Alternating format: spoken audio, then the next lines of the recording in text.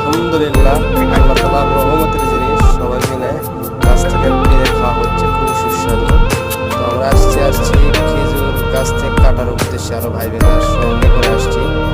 তো দেখেন আমরা গাছ থেকে খেজুর কাটবো, এবং আল্লাহর রহমতের জিনিসটা খুবই ভালো লাগতেছে যে আল্লাহর রহমতের জিনিস এভাবে পেড়ে খাচ্ছি এবং কাটতে আসছি। দেখতে পারতেছেন আল্লাহর রহমতের জিনিস নিয়ে আসছি যে অনেক উঁচুতে ছিল। একজন ধরার পরে আমি সেই ঝোপটা টেনে নিয়ে আসলাম নিচে।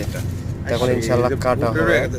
আল্লাহর রহমতের জিনিসটা খুবই সুন্দর লাগতেছে, আর জিনিসটা কাটবো এত ভালো লাগতেছে, আল্লাহর রহমতে এত খুশি লাগতেছে। তা আল্লাহ তাআলা এমন ভাবে রহমত দিছে খেজুরের মধ্যে, যেটা বলার বাইরে। এই ছোট্ট একটি ঝোপ দেখতেছেন খেজুরের, কিন্তু মাগার 10 কিলোর নিচে না খেজুরটা। আমি নিয়ে গেছি, এতটা ওয়েট ছিল। তো অবশেষে আল্লাহর কাছে লাখ লাখ শুকরিয়া আদায় করতেছি এবং নিজের হাত দিয়ে কাটতেছি গাছটা।